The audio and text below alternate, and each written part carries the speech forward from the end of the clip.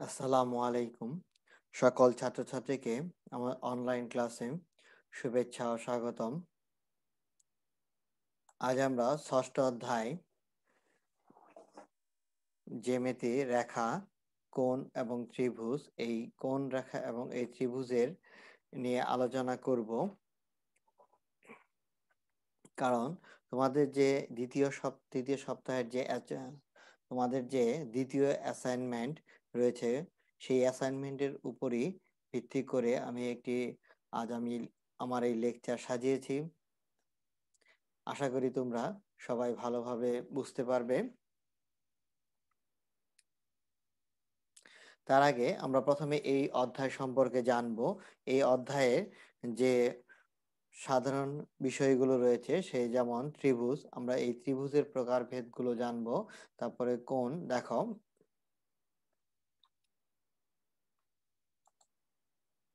তিনটি রেখাংশ দ্বারা আবদ্ধ চিত্র একটি ত্রিভুজ। সেই রেখাংশগুলোকে আমরা ত্রিভুজের বাহু বলি।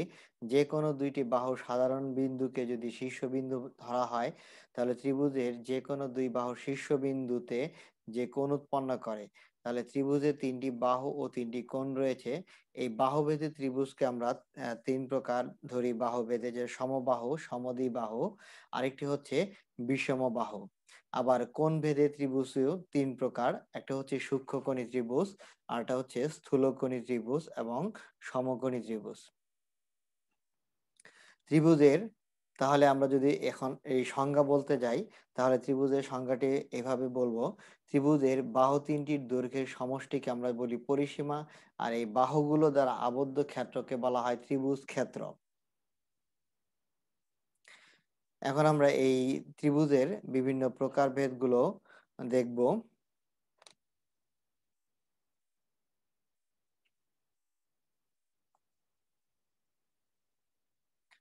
প্রথমে রয়েছে আমাদের সমবাহু ত্রিভুজ।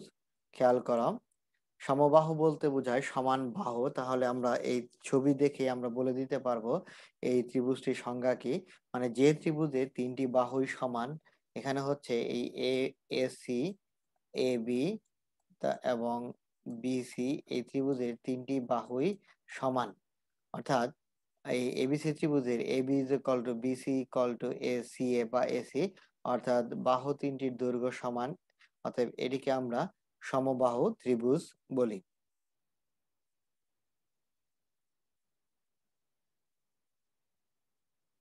এবার দেখব সমদ্বিবাহু ত্রিভুজ। যে ত্রিভুজের দুইটি বাহু সমান তাকে বলা হয় সমদ্বিবাহু ত্রিভুজ। অর্থাৎ এখানে পাশের যে চিত্রে ছবি রয়েছে, দেখো, খেয়াল করো, এখানে তোমরা এখানে এ বি, এই এ বি বাহুর দৈর্ঘ্য এবং এই বিসি বাহুর দৈর্ঘ্য হচ্ছে সমান। অর্থাৎ এবং সরি, এসি বাহুর সমান, BC equal not AC and BC. অর্থাৎ দুইটি বাহুর দৈর্ঘ্য যদি সমান হয়, তাদের প্রত্যেকটি কোণও সমান হবে। অর্থাৎ এবিসি ত্রিভুজের সমদ্বিবাহু ত্রিভুজ।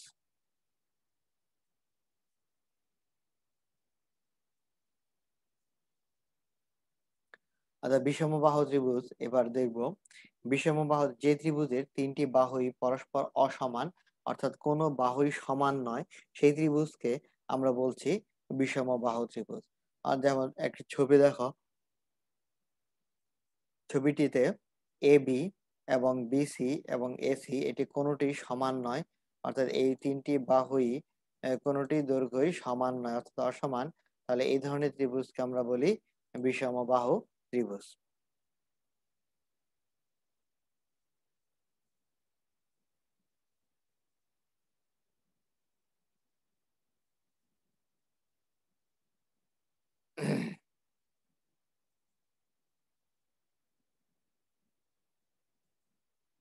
এবার আমরা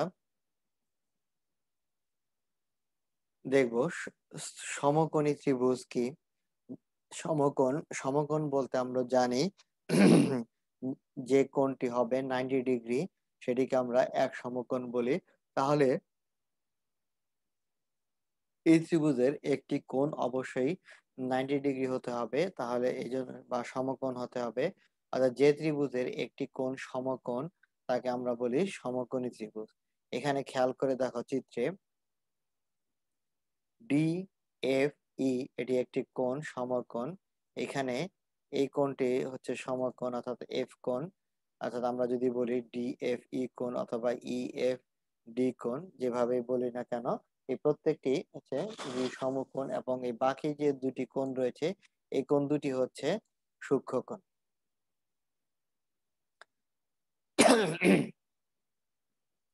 তাহলে আমরা বলতে পারি ত্রিভুজ ডিইএফ একটি হচ্ছে সমকোণী ত্রিভুজ।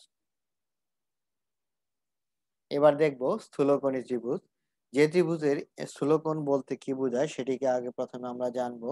মানে কোনো যদি কোণের মান 90 থেকে বড় এবং 180 থেকে যদি ছোট হয় তাহলে সেই কোণগুলোকে আমরা বলবো স্থূলকোণ। সেই স্থূলকোণের ক্ষেত্রে তাহলে আমরা বলবো যে ত্রিভুজের একটি কোণ স্থূলকোণ বা তাকে আমরা স্থূলকোণী ত্রিভুজ বলি। দেখো এখানে চিত্রে জি, কে এবং এইচ এই কোণটি হচ্ছে স্থূলকোণ, অর্থাৎ কে কোণটি হচ্ছে স্থূলকোণ এবং অপর দুইটি কোণ হচ্ছে সূক্ষ্মকোণ থাকবে। আশা করি তোমরা সবাই ভালোভাবে সংজ্ঞাগুলো বুঝতে পেরেছো। এবার আমরা একটি সৃজনশীল সমাধান করব। তোমাদেরকে আগেই বলে রাখি এই সৃজনশীলটি আমাদের যে অ্যাসাইনমেন্ট রয়েছে চতুর্থ সপ্তাহের যে দ্বিতীয় অ্যাসাইনমেন্ট সেই অ্যাসাইনমেন্টের অনুরূপ একটি তোমাদের সৃজনশীল দিয়েছি। শুধু অক্ষরগুলো চেঞ্জ হয়েছে অর্থাৎ আলফাবেট গুলো চেঞ্জ করে দেওয়া হয়েছে। তোমরা অবশ্যই আলফাবেট গুলো যে অ্যাসাইনমেন্টের যে সৃজনশীল রয়েছে সেই সৃজনশীল দেখে আলফাবেট গুলো চেঞ্জ করে সুন্দর করে লিখে নিবে। দেখো আমরা এবিসি একটি সমবাহু ত্রিভুজ আর এখানে এডি বিসি এর উপর একটি লম্ব। এটি হচ্ছে আমাদের উদ্দীপক। আমাদের উদ্দীপক ছিল, খেয়াল করো, এবিসি সমবাহু ত্রিভুজ এবং এডি হচ্ছে বিসি বাহুর উপর লম্ব। তাহলে কতে রয়েছে একটি আমাদের জ্ঞানমূলক question, A B equal to যদি 3 সেন্টিমিটার হয় যেহেতু সমবাহু ত্রিভুজ অর্থাৎ এবং এই ত্রিভুজ এবিসি এর ক্ষেত্রফল নির্ণয় করা। আমরা সমবাহু ত্রিভুজের যে ক্ষেত্রফল সেটি আমরা জানি √3/4 √3/4 a স্কয়ার। অর্থাৎ তাহলে আমরা প্রথমে দেয়া সেটা লিখে নিব এ বি ইকুয়াল টু 3 সেন্টিমিটার এবং এবিসি সমবাহু ত্রিভুজ হলে তাহলে আমরা জানি সমবাহু ত্রিভুজের ক্ষেত্রফল, সেই ক্ষেত্রফল বসিয়ে দিব এবং সেই ক্ষেত্রফলে মানটিও বসাবো। তাহলে সমবাহু ত্রিভুজের ক্ষেত্রফল হচ্ছে √3/4 a স্কয়ার। আমরা এ বলতে সেই বাহুর দৈর্ঘ্যকে বোঝাচ্ছি, অর্থাৎ 3 স্কয়ার হবে 9 √3 / 4, কারণ 4 দিয়ে লবের অংশ কোনোভাবেই কাটাকাটি করা যায় না, অর্থাৎ 9 √3/4 হচ্ছে আমার অ্যান্সার। অর্থাৎ আমরা ক এর অ্যান্সার পেয়ে গেলাম। এবার আমরা খ সমাধান করব। খ খ করার আগে তোমাদেরকে আবার উদ্দীপকটি পড়িয়ে শোনাচ্ছি। এই এবিসি সমবাহু ত্রিভুজের এবি বিসি এর উপর লম্ব। আমাকে প্রমাণ করতে হবে যে AB plus AC greater than 2AD। অর্থাৎ ত্রিভুজের যে দুই বাহুর সমষ্টি আমরা মধ্যমার দ্বিগুণ থেকে বড় সেটি আমাদেরকে প্রমাণ করে দেখাতে হবে। তাহলে আমরা খতে যাচ্ছি।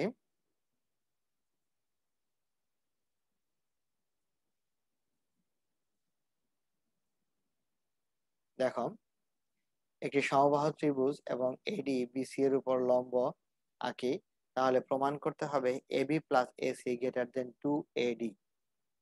এখানে আমরা একটু অঙ্কন করে নিব। এডি কে এমন ভাবে বর্ধিত করব যেন এন পর্যন্ত এমন ভাবে বর্ধিত করি যেন এসি ইকুয়াল টু সিএন অথবা সি এন সি ডি কোণ, এই কোণটা হচ্ছে এ বি ডি কোণের সর্বসমক্ষীণ, এটি আমরা প্রমাণ করে দেখাবো। এই কোণটি ভালো করে খেয়াল করো, এই কোণটি এবং এই কোণটি আমাদেরকে সর্বসম প্রমাণ করতে হবে। আমরা জানি সর্বসম প্রমাণ করতে হলে আমাদেরকে তিনটি শর্ত মানতে হবে। সেই তিনটি শর্ত হচ্ছে এরকম, যে কোনো তিনটি বাহু সমান হতে পারে, যে কোনো দুইটি বাহু অথবা একটি কোণ সমান হতে পারে, অথবা দুইটি কোণ একটি বাহু সমান হতে পারে, কিন্তু কখনোই তিনটি কোণ সমান হলে এটাকে আমরা সর্বসম বলবো না। তাহলে প্রমাণে ধাপ 1-এ আমরা আসছি। দেখো, এই যে ত্রিভুজ রয়েছে এডিবি এবং সিডি এন বা এনসিডি, এই ত্রিভুজের আমরা দেখো এই বিডি ইকুয়াল টু এই বাহুটার দৈর্ঘ্য হচ্ছে সিডি বাহুটির দৈর্ঘ্য, কেননা কারণ এই বিসি এর মধ্যবিন্দু ছিল এ।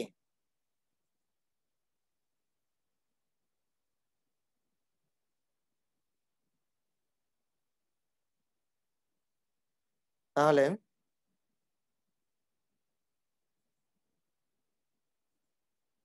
তাহলে এবার আমরা দেখব এডি ইকুয়াল টু ডিএন, কারণ এডি মাপ নিয়ে আমরা এখানে ডিএন আঁকছি অঙ্কন অনুসারে। তারপরে এখানে খেয়াল করো এ ডি বি কোণ, অর্থাৎ এ ডি বি কোণ এডিসি কোণ সমান সমান হচ্ছে এডিসি কোণ ডি এন।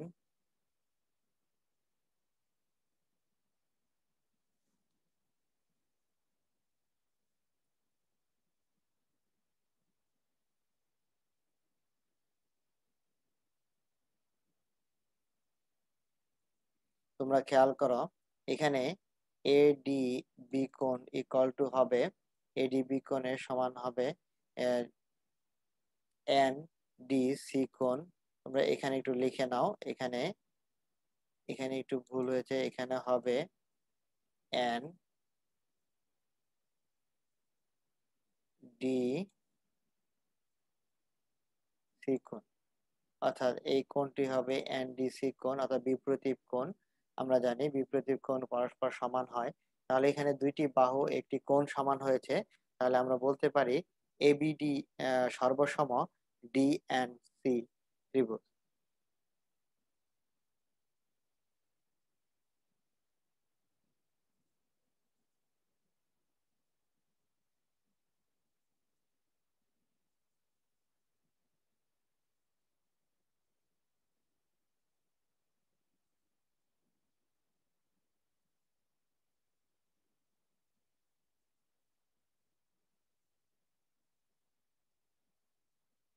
তোমরা খেয়াল করো এখানে যে কোণ চিহ্নটি রয়েছে সেটি হবে না, অর্থাৎ এবি এডিবি ত্রিভুজ সমান সমান ডিএনসি ত্রিভুজ, অর্থাৎ বাহু কোণ উপপাদ্য অনুসারে আমরা সর্বসম লিখতে পারি। তাহলে একটি ত্রিভুজ সর্বসম হলে তার প্রত্যেকটি বাহুই সমান হয়, অর্থাৎ এবি ইজ ইকুয়াল টু আমরা এনসি লিখতে পারি।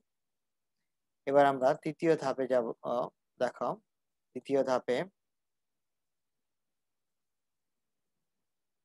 এখানে এ এন সি কোণ, অর্থাৎ A N plus N C greater than A N, ত্রিভুজের যে কোনো দুই বাহুর সমষ্টি তৃতীয় বাহু অপেক্ষা বৃহত্তর, এটি আমরা জানি উপপাদ্য অনুসারে। অতএব এখানে দেখো এন সি এবং এ এন, এ বি আর এন সি এর পরিবর্তে আমরা লিখতে পারি এ বি।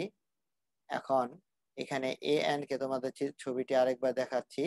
এখানে যে এ এন রয়েছে সেই এ এন কে আমরা এডি প্লাস ডিএন লিখতে পারি, এডি প্লাস ডিএন। তাহলে আবার ডিএন ইজ ইকুয়াল টু আবার এডি, যেহেতু সমদ্বিখণ্ডিত করে, তাহলে অঙ্কন অনুসারে তাহলে AD plus AD is equal to 2AD greater than, দেখো আমাদের প্রমাণ হয়ে গেল।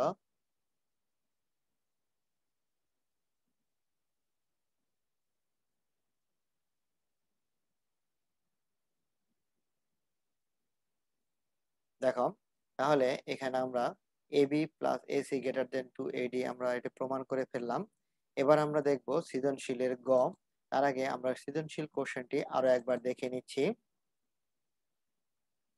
এই এবিসি ত্রিভুজের সমবাহু ত্রিভুজের এডি লম্ব বিসি হলে তাহলে আমাকে প্রমাণ করতে হবে 4AD square equal to 3AC square. সেই ক্ষেত্রে আমরা দেখো চিত্রটি অঙ্কন করব। তোমরা খেয়াল করো এখানে এবিসি ত্রিভুজের এডি লম্ব রয়েছে, তাহলে এখানে আমাদের এই এডি লম্ব এবিসি ত্রিভুজকে দুইটি সমকোণী ত্রিভুজে বিভক্ত করেছে। অর্থাৎ সমকোণী ত্রিভুজের যে পিথাগোরাসের সূত্র, সেই সূত্রকে আমাদেরকে ব্যবহার করতে হবে। তাহলে এবার আসো আমরা প্রমাণ শুরু করি। প্রথমে আমরা লিখব বিশেষ নির্বাচন। এই তোমরা উদ্দীপক থেকে বিশেষ নির্বাচনটি লিখে নিবে।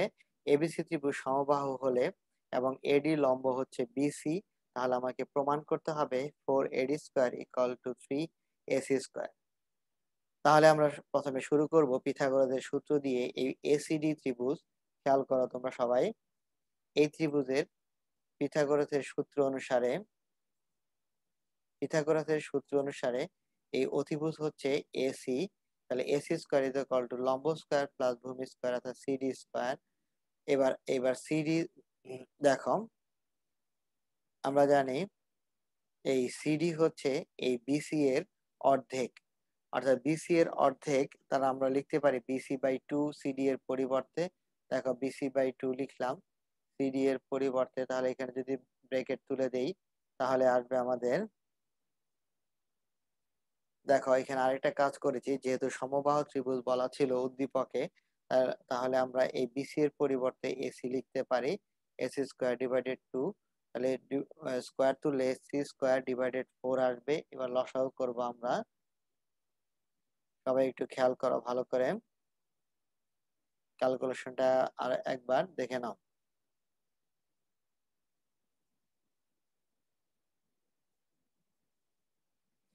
তাহলে তোমাদের সুবিধার্থে আমি আরেকটি ছবি এঁকে দেখাচ্ছি। আমাদের যে ত্রিভুজটি ছিল, সেই ত্রিভুজের এবিসি ত্রিভুজ, এই ত্রিভুজের লম্ব ছিল এডি। সেই ক্ষেত্রে এখানে আমাদের ছিল এ বাহু, এটি ছিল বি, এটি ছিল সি, এবং এই মধ্যমা ছিল ডি। তাহলে তোমরা খেয়াল করে দেখো, এই এসি হচ্ছে অতিভুজ, অর্থাৎ এসি স্কয়ার ছিল। আর এখানে আমরা লসাগু করে দিলাম। লসাগু করলে 4AD square plus AC square আসবে। আর গুণ করব, তাহলে এই এসি চলে যাবে, খেয়াল করো, আর গুণ করলে এই এসি এর সাথে গুণ হয়ে 4AC স্কয়ার অর্থাৎ 4AC স্কয়ার আসবে। আর এখানে 4AD square plus AC square. তাহলে এসি স্কয়ার যদি আমরা পক্ষান্তর করে নিয়ে আসি, 4AC স্কয়ার থেকে মাইনাস হয়ে যাবে। তাহলে এই 4AC স্কয়ার থেকে মাইনাস হয়ে গেলে আসবে আমাদের 3AC square equal to 4AD square. অর্থাৎ আমাদের একটু প্রমাণ অনুসারে একটু ঘুরিয়ে লিখতে হবে, 4AD square is equal to 3AC square.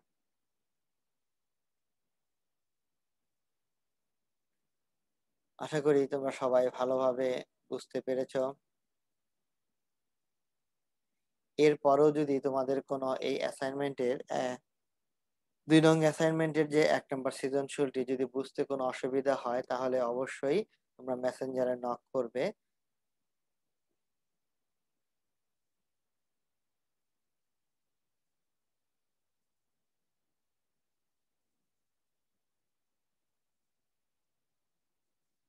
তাহলে তোমরা সবাই ভালো থাকো, সুস্থ থাকো। আজ এই পর্যন্তই। পরবর্তীতে এই এই জ্যামিতি অধ্যায়ের উপর আরো 2টি অ্যাসাইনমেন্ট নিয়ে তোমাদের সামনে হাজির হব। সবাই ভালো থেকো, সুস্থ থাকো। খোদা হাফেজ।